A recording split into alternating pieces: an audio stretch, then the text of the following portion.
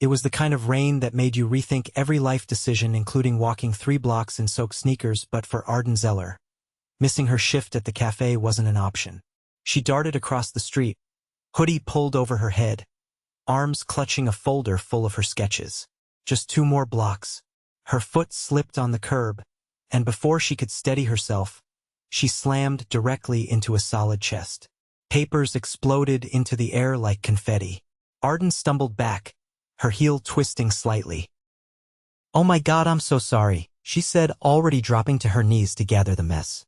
"No, that was my fault," came a voice above her. Deep, calm, kind of unfairly attractive. She looked up. Her breath caught. The man standing over her wasn't just handsome, he looked like he'd stepped straight out of a luxury watch ad. Tall, dark hair slicked back but damp from the rain, a navy coat that definitely cost more than her rent, and eyes the color of storm clouds. She blinked. "Are you okay?" he asked again, kneeling to help her gather the papers. "I'm fine. Just wet and late." She glanced up at him again, realizing how close they were. His cologne hit her, something woodsy, expensive, and stupidly distracting. He handed her a ruined sketch. "Did you draw these?" Her cheeks flushed. "Yeah, they're just ideas. They're good." She gave a tight smile. "Thanks, Quinlan. Quinlan West." Arden nodded. "Nice to meet you, Quinlan. I'm Arden." She didn't ask what someone like him was doing out here without an umbrella. And he didn't ask why she looked like a half-drowned art student with a chipped manicure and a coffee-stained tote bag. "Let me buy you a coffee. At least to make up for the sketches," he offered, glancing at the now smudged drawings. She hesitated. "I actually work at a coffee shop. That's where I'm headed." He chuckled. "Perfect. Then I'll walk you there and buy one." She frowned. "You don't have to." "I want to." Something about the way he said it, simple, sure, no pressure, made her nod. "Okay." They walked side by side under the gray sky, puddles splashing at their feet. She tried not to overthink it. Just a nice stranger. A weirdly charming, expensive stranger who smelled too good and had manners from another century. When they reached the cafe, a cozy brick and glass corner spot called Bean in Bloom, she turned to him. "You don't have to come in." "I want to," he repeated with a smile. Inside, the warm air hit them like a hug. Arden slipped behind the counter, tying on her apron, while Quinlan took a seat by the window. She made his drink herself, black coffee, no sugar, and walked it over. "Thanks again," she said. He looked up at her. "Do you always draw before work?" She tilted her head. "Only when I can't sleep." He smiled, but there was something behind it. Something tired. Arden didn't push. Instead, she asked, "What do you do?" "I work in tech," he said simply. "Like IT?" He laughed. "Not exactly. More on the business side." She nodded, not pressing. She didn't know anything about tech anyway. For the next week, Quinlan came in every morning. Rain or shine, he'd sit in the same corner, order the same coffee, and talk to her during slow hours. Nothing weird. Nothing pushy. Just nice. She found herself looking forward to it. To him. He listened when she talked. He actually cared. And he never once made her feel small for dreaming of designing clothes or being stuck in a job that barely paid her rent. On the 8th day, he brought her a flat, matte black box. "What's this?" she asked, drying her hands on a towel. "Open it." Inside was a leather-bound sketchbook. Thick pages. Expensive. Her name was embossed on the front in gold lettering. Her eyes widened. "Quinlan, this is... I figured your art deserved better than printer paper and coffee stains." She looked up at him, stunned. "Why would you do this?" "Because I wanted to." Arden stared at him. She didn't know what this was, this strange, slow burn connection, but it felt real. It felt good. Still, a little warning bell went off in her head. People didn't just do things like this. Not unless they wanted something. That night, she asked, "Why do you come here every day?" He looked at her, quiet for a beat. Then he said, "Because I like how I feel when I'm around you." Her heart stuttered. "And how's that?" "Like I'm not being watched for what I own. Or what I run. Just me." She swallowed. There was something in his tone. Something she didn't understand yet. But she also didn't want to ruin it by asking too much. Over the next few weeks, things got complicated. In the best way. He started showing up after her shifts, walking her home. They talked for hours about art, music, the worst customers ever. He never once tried anything. Never made her feel pressured. Just listened. Laughed. Shared pieces of himself. Like the fact that he hadn't dated anyone in 2 years. Or that he didn't speak to his father. Or that some nights he couldn't sleep either. One night he took her to dinner. Not just a pizza joint. A real place. Tablecloths. Crystal glasses. A piano player in the corner. She tried not to freak out when they pulled up and a valet opened her door. "Quinlan," she hissed. "What is this?" "Dinner. This place has a dress code. You look perfect." She looked down at her thrifted black dress and scuffed boots. He leaned in close. "Seriously? You're the most beautiful thing in this building." Her stomach flipped. At the table, she asked, "Are you rich?" He blinked. "Why do you ask?" "This place. The sketchbook. The way you tip." He paused. "Would it matter?" She looked at him. "It might." He nodded slowly, then said, "Okay. Yes. I'm successful." She raised an eyebrow. "I run a company." She blinked. "You're a CEO?" He nodded. She froze. "Why didn't you tell me?" "Because I didn't want it to change how you saw me." Arden leaned back, her heart racing. "And what? You were just gonna keep showing up like some mystery man in a Hallmark movie." "I wasn't trying to lie. I just liked being seen as a person, not a paycheck." She stared at him. Then whispered, "I liked you before I knew." His shoulders relaxed slightly. "But I don't know what this is, Quinlan." He reached across the table, took her hand gently. "It's whatever you want it to be." She swallowed hard. And for the first time in a long time, Arden let herself want something that scared her. She nodded. "Okay." He smiled. And just like that, something shifted. Something real.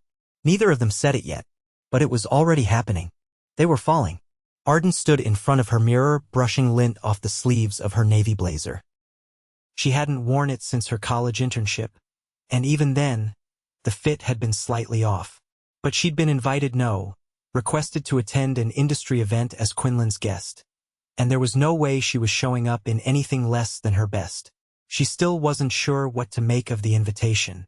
2 days earlier, he'd stopped by the cafe after closing, holding a folded piece of cardstock and a hopeful expression. "I want you to come with me," he'd said, handing it to her. It was embossed in silver ink. A gala hosted by the New York Tech Humanitarian Alliance at the Conrad Hotel. She hadn't even known that was a thing. "You want me there?" she'd asked, voice low. "I'd rather be miserable in a ballroom with you than comfortable in one without you," he'd said. Now, standing in her tiny apartment with her heart knocking against her ribs, she wasn't so sure she had the nerve. The knock at her door startled her. She opened it to find a man not Quinlan in a black suit. "Ms. Zeller? Mr. West sent me to escort you." Her eyebrows rose. "Escort? There's a car waiting." Of course there was. She grabbed her purse. When the town car pulled up outside the hotel, she felt every inch of her nerves. The doorman opened her door, and the moment she stepped out, camera flashes erupted. She blinked at the line of photographers behind velvet ropes. "Is this normal?" she asked the driver. He didn't answer. Before she could retreat, she spotted Quinlan at the top of the marble steps. He was in a tailored charcoal suit, no tie, collar slightly open. He exhaled when he saw her. As she reached him, he touched her elbow gently. "You're here," he said. "I almost wasn't. You look like you belong here. I feel like I'm holding my breath." He leaned in. "Then exhale. You're safe." That helped more than she wanted to admit. Inside, the ballroom glittered. Crystal chandeliers, polished silver, and a long table crowned with orchids. The crowd was dressed in designer gowns and tuxedos. Arden clung to Quinlan's side like a lifeline. A woman approached them. Blonde, poised, and wearing a dress that probably cost more than Arden's entire wardrobe. "Quinn, you made it," she said, kissing his cheek with too much familiarity. "And this must be Arden," he said. "My guest." Arden extended a hand. "Nice to meet you." The woman barely looked at her. "I'm Sienna. Quinn and I worked on the urban care expansion together." "I remember," Quinlan said flatly. Sienna's eyes lingered on Arden's blazer. "Brave choice. Vintage?" "Thrifted," Arden replied. "I like clothes with a story." "Adorable," Sienna said, then turned back to Quinlan. "We should catch up later?" "Alone." Arden felt the tension in Quinlan's jaw. "We won't have time," he said. Sienna raised a brow and walked off. Arden turned to him. "Friend of yours?" "Not exactly." She didn't press. Later, as they settled at their table, she whispered, "Do you always get ambushed by people like that at these things?" "Only when I bring someone who actually matters." She blinked. "You don't need to say things like that. I'm not saying it for your sake. I'm saying it because it's true." The speeches began, followed by a charity auction. Quinlan leaned close to explain things in her ear, the backgrounds of the speakers, the projects being funded, the impact metrics, all in a way that made her feel included, not instructed. When dessert was served, a man approached their table. Older, with thick brows and a deep crease between them. "Quinlan." Quinlan stood. "Father." Arden froze. "I didn't expect to see you here," the man said. Quinlan's voice stayed even. "It's a public event." The man's eyes shifted to Arden. "And who is this?" "This is Arden Zeller."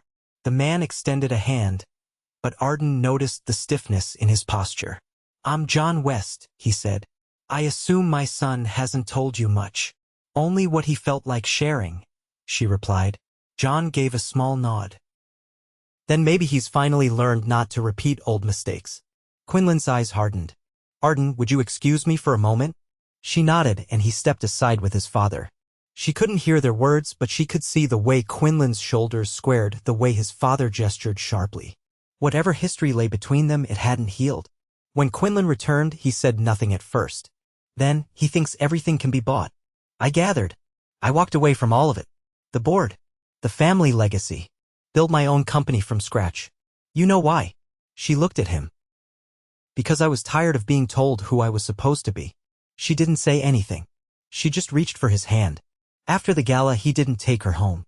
Instead, they drove to a rooftop restaurant in Soho long after closing hours. The hostess greeted them like royalty and led them up a sleek glass staircase. The rooftop was empty. "What is this?" she asked. "A friend owes me a favor," he said. He led her to a table set for two, overlooking the city skyline. The Empire State Building glowed in the distance. "Why here?" she asked. "Because I wanted to give you something no one else had tonight. Something genuine." They sat. Champagne appeared. Then plates of food, duck confit, truffle risotto. Things Arden couldn't pronounce but couldn't stop eating. "I've never been up here," she said. "I come here when I need to think." "And you brought me?" He looked at her. "I haven't let anyone up here in over a year." She didn't ask who the last person was. Instead, she asked, "What scares you?" He was quiet for a long time. "Being wanted for the wrong reasons." Her breath caught. "And you?" he asked. She looked out at the city, trusting someone enough to fall. When she looked back, his eyes were on her. "I won't let you fall alone," he said. The words weren't dramatic. They weren't even loud. But they felt like a promise. As the night stretched on, something unspoken settled between them. She didn't know what came next, but she knew this. He wasn't just a man in a suit. He was layered, scarred, earnest. And for the first time in forever, Arden Zeller wasn't looking for a way out. She was wondering what it would feel like to stay. Arden's fingers curled tighter around the sketch pencil as she stared down at the half-finished gown on her page. The lines were wrong. The drape didn't make sense. She exhaled sharply and ripped the page free, crumpling it into a ball and tossing it into the corner by her desk. Her apartment was too quiet. The kind of quiet that pressed against her ribs and made the air feel heavy. Quinlan hadn't stopped by the cafe in 3 days, not since the rooftop. She'd memorized everything about that night. The way he'd looked at her. The way he'd spoken. The way it had felt like something had changed between them. Something permanent. But reality had a way of creeping in, and her phone had stayed silent. She wasn't the type to chase. She never had been. But this wasn't just someone ghosting after a few dates. This was different. He was different. And yet here she was, alone in her apartment, stewing in doubt. She dropped the sketchbook onto her bed and grabbed her coat. If she sat still any longer, she'd scream. The cafe was quiet when she arrived, mostly students hunched over laptops or couples whispering across tiny tables. She wasn't even on the schedule, but she slipped behind the counter anyway, tying on her apron with a mechanical rhythm. "Didn't expect to see you in today, Grace," the manager said as she wiped down the espresso machine. "I needed to be somewhere that doesn't feel like my own brain," Arden replied. Grace gave her a knowing look but said nothing more. The bell above the door jingled. Arden didn't look up until she heard her name. "Arden." Her heart stuttered. She turned and saw Quinlan standing in front of the counter, wind-tousled and looking like he hadn't slept much. She didn't say anything. "I've been trying to find the right words," he said. "Turns out there aren't any." She walked around the counter slowly, arms crossed. "You disappeared. After pouring your heart out on a rooftop, you disappeared." "I know. And I'm sorry. That's not enough." "I know that too." She stared at him, waiting. "My father offered me a seat on the family board again," he said quietly. "He made it public. A press release went out yesterday without my permission. He's trying to force my hand." "What does that have to do with me?" "Everything." His voice cracked slightly. "He said if I kept seeing you, he'd make sure you were dragged into it. That the press would spin whatever narrative he wanted. That he'd make you look like a gold digger." Arden's jaw tightened. "So you left me to protect me." "I didn't want to disappear. I just didn't know how to fix it without putting you in the crosshairs. You should have talked to me. I was afraid you'd walk away." She shook her head. "You don't get to make that decision for me." "I know." He stepped closer. "But I'm here now. And I'm not going anywhere." She didn't move. "How do I know that?" "Because I've already made the choice. I walked into my board meeting this morning and told them I was stepping down from everything tied to my father's legacy. Every last nameplate, every share, every obligation. I'm done letting him dictate my life." Her arms dropped to her sides. "You did that for me?" "I did it for me," he said. "But you're the reason I finally had the guts to." She didn't speak. "Not yet." Then she asked, "What happens now?" "I'm not asking for a perfect ending," he said. "I just want a chance to build something real. With you." She looked at him for a long time. Then finally, "You're buying me dinner." He blinked. "That's your condition?" "Not some rooftop fantasy. Not a private gala. Just dinner. Somewhere normal. You and me. No fanfare." He smiled slowly. "Done." That night, they found a tiny hole in the wall tie place with flickering candles on mismatched tables and a dog-eared menu. They shared pad CEW, laughed about the time a customer at the cafe tried to pay in Canadian coins, and didn't talk about his father once. It was the best night she'd had in weeks. Afterward, they walked through the park. The air had a bite to it, and he shrugged off his coat and draped it over her shoulders without a word. "I want to ask you something," she said as they reached the fountain. "Anything. Do you ever regret walking away from it all?" He looked ahead. "No. The moment I left that world behind, I could finally breathe." "What are you going to do now?" "I've been working on a startup idea. Something small. Ethical tech. No boardrooms. No power plays. And you're okay starting over?" "As long as I'm building something honest, yes." He looked at her. "And I want you to be part of it." She raised a brow. "I'm not a coder. I'm not offering you a job. I'm offering you a place in my life." She looked away, then back at him. "That sounds dangerously close to a commitment." "It is." The silence stretched between them, but it wasn't heavy this time. It was full of possibility. He reached into his coat pocket and pulled out a small, flat box. Her eyes widened. "What is that?" "Wait," he said quickly. "Not that. It's not what you think. Just open it." Inside was a delicate silver necklace. Hanging from it was a single charm, a pencil sketch etched into a circle of glass. She stared at it. "It's one of your early designs," he said. "I found the original in the folder you dropped the first time we met. I had it customized." Her throat tightened. "Why?" "Because I wanted you to know that even when I was lying to myself about what I wanted, I still saw you." She closed the box gently. "I don't need grand gestures, Quinlan. I know. But I need you to know you're worth them." She took a breath, then reached for his hand. "I'm not walking into some fairy tale," she said. "I need real. Complicated. Messy sometimes. That's all I have to offer." She nodded once. "Then we'll start from there." He leaned down and kissed her, soft, certain, and entirely theirs. The next morning, she woke up late for her cafe shift and found her phone buzzing with a new message from Grace. "Someone just delivered a framed print of your design to the shop. No note. Just your name on the back." Arden blinked at the message, then glanced at the necklace now lying beside her sketchbook. Real. Complicated. Messy. And worth every second. Arden stood in front of the mirror in her apartment's narrow hallway, her hands brushing over the soft fabric of the deep plum sheath dress Quinlan had surprised her with earlier that week. It was tasteful, elegant, and nothing like the thrift store finds she usually pieced together. She hadn't wanted to accept it at first, not because of the price tag, which she hadn't dared ask about, but because it had felt like a turning point. It meant he saw her not just as someone who belonged in his life, but someone who deserved to stand beside him. She adjusted the neckline slightly and took a breath. Tonight was the launch of Quinlan's new startup, the one he'd built from scratch over the past 3 months, the one that had nothing to do with the West family empire. He'd invited her not as a plus one, not as someone in the background, but as his partner.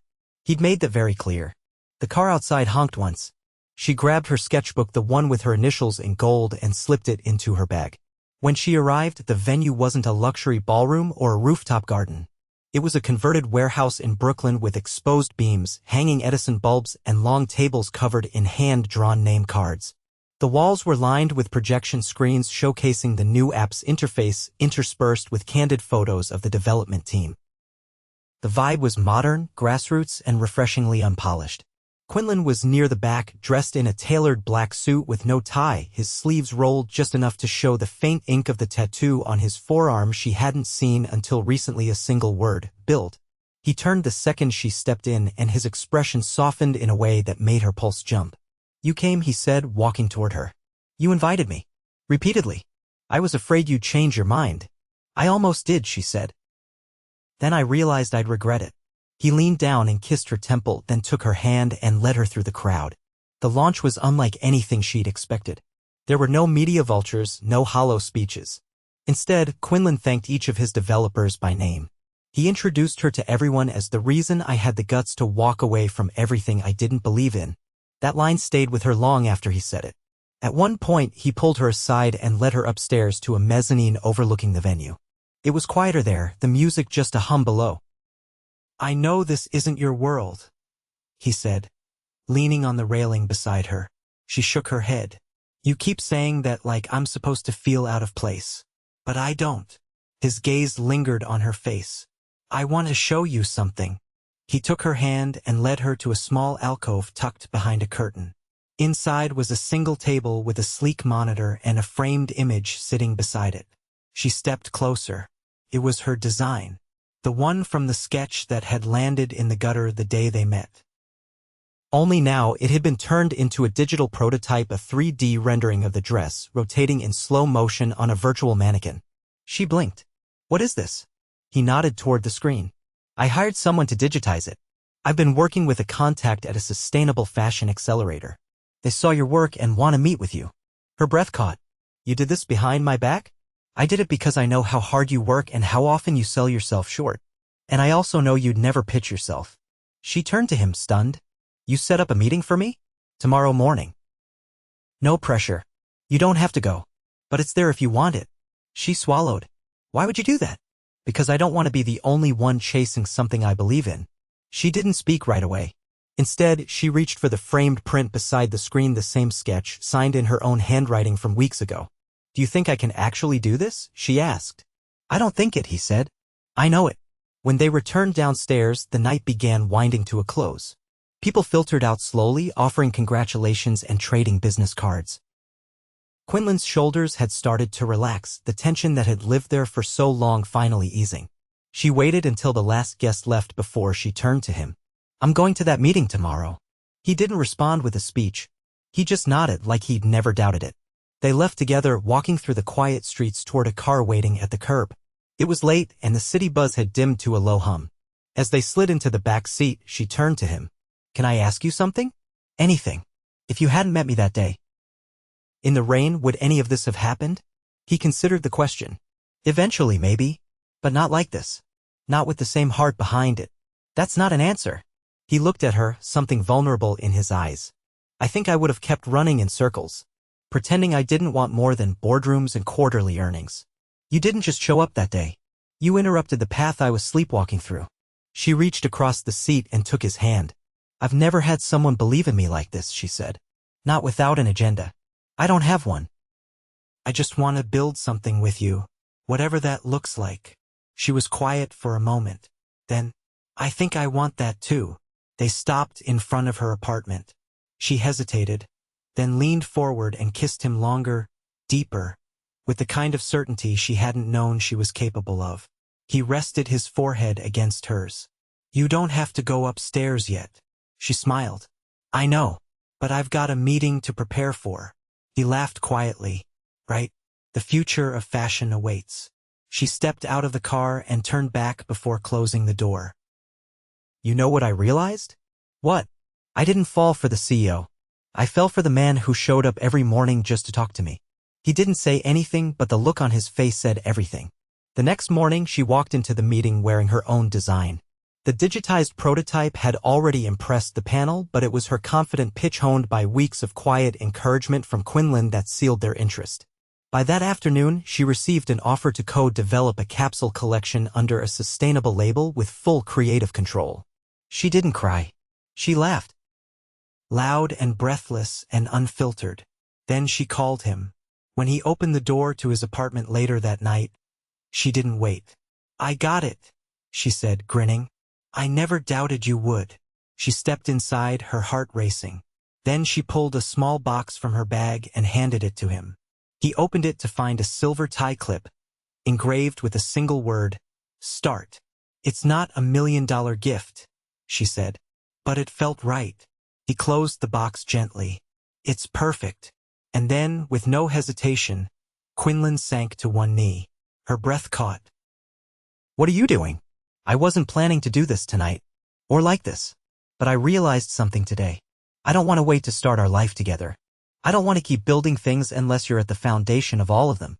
He reached into his jacket and pulled out a velvet box. Inside was a ring, simple, elegant, with a single round diamond set in a platinum band. You told me not to make grand gestures unless they were earned, he said. I think this one is. She stared at him, heart pounding, eyes burning.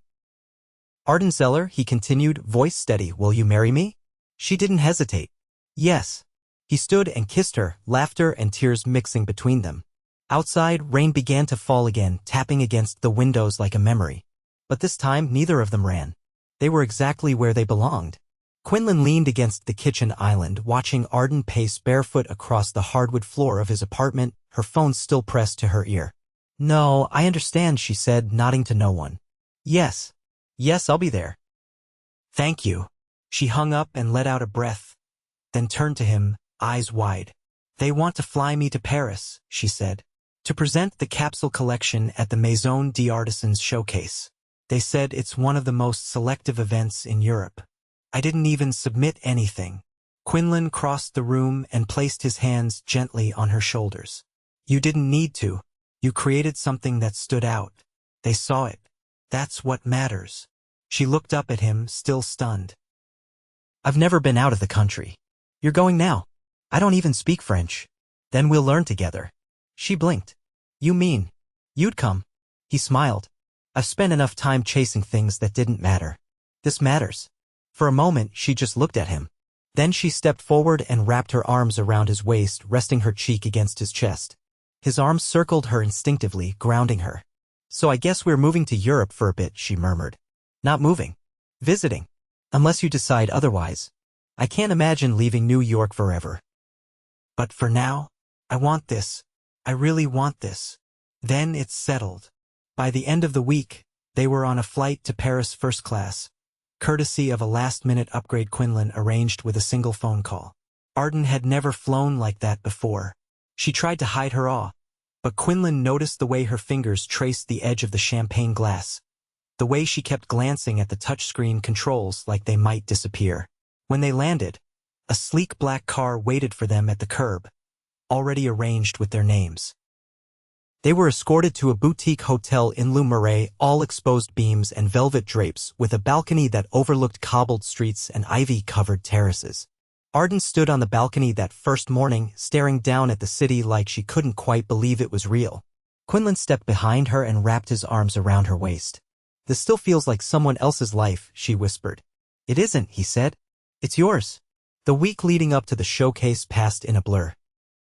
Arden met with the design house team, finalized fittings, and adjusted a hemline the night before the presentation. Quinlan was there every step of the way, not hovering, but present. Steady. He brought her gelato when she skipped dinner, made her laugh when she got too tense, and stood quietly at the back of the atelier while she worked late into the night. The day of the showcase arrived with clear skies and a breeze that swept through the courtyard of the historic hall where the event was held. The venue was grand but intimate, with gilded mirrors, arched ceilings, and crystal sconces that bathed the room in warm light. Arden wore a sleek dress of her own design, a black silk column with a high neck and a dramatic open back, and walked confidently through the crowd, her portfolio in hand. Quinlan stood beside her in a tailored navy suit, his expression unreadable. But when she looked up at him, he gave her a nod that steadied her nerves more than any pep talk ever could. When it was her turn to present, she stepped into the spotlight and let the moment take her. She spoke about motion, about how fabric could express emotion, about how the human body wasn't meant to be hidden, but celebrated. She showed sketches, prototypes, and finally, the finished pieces, each one modeled live by women of varying shapes and ethnicities, a detail she'd insisted on. The applause was genuine, the murmurs of approval unmistakable. But it wasn't until the end, when the event director approached her with an invitation to join their mentorship program in Milan, that Arden felt the full weight of what had just happened. She turned to Quinlan as the guests filtered out. "Did you hear that?" "I did. They want me to stay. For 3 months." He didn't hesitate. "Then we stay." She blinked. "What about your company?" "The startup. I hired a remote team before we left. I can manage it from anywhere." He reached for her hand. "This is exactly where I'm supposed to be." Her chest tightened. "I don't know what I did to deserve you." He leaned in, his voice low. "You loved me when I was pretending to be someone else, and you never once asked me to shrink for your sake." "That's everything." She kissed him there in the center of the courtyard, with the sun sinking low and the scent of jasmine brushing the air around them. They moved to Milan a week later. Their apartment was modest, a sunlit space above a bakery that smelled like bread every morning. Arden worked in the studio by day, and they spent their evenings walking the Navigli canals, trying every gelateria in the neighborhood. They made a home out of their messy, unconventional life. There were arguments over burnt pasta, over missed calls, over Quinlan's tendency to forget time zones. But there was also growth, compromise, laughter, passion.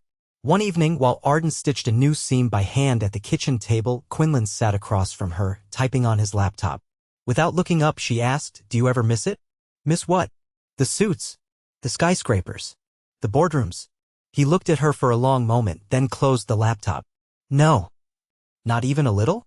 I used to think I needed all those things to feel successful. Now I wake up next to you and realize I was chasing the wrong version of happiness." She smiled without looking up. Good answer. By the end of the Milan residency, Arden had signed her first licensing deal. Her designs would be carried in select boutiques across Europe and featured in a capsule preview during Fashion Week in New York. They returned to the States 2 months later, not to the cafe, not to the same old routines, but to a new chapter. Quinlan bought a brownstone in Brooklyn. Not a palace, not a penthouse, just a beautiful, sun-washed home with ivy crawling up the sides and enough room for a studio on the top floor. He didn't tell her until the day they arrived with their luggage. She stood on the front steps, stunned. "You did this without telling me?" He handed her the keys. "I wanted you to see it first, to say yes on your terms." She opened the door and stepped inside. The hardwood floors creaked. The windows flooded the space with light. And in the corner of the living room, her old sketchbook sat on a pedestal, framed beneath glass. She turned back to him, her voice thick. "You kept it." He nodded. "It was the beginning." She crossed the room, threw her arms around his neck, and whispered, "Then let's build the rest."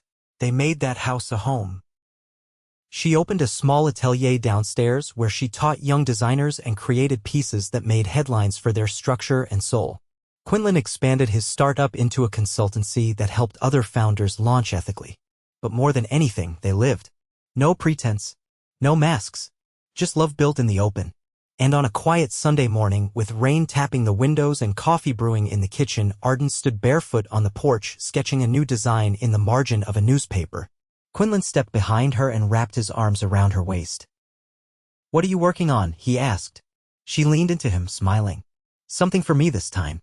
He kissed her shoulder. "Whatever it is, it's already perfect." And it was. Because they were. Together. Always.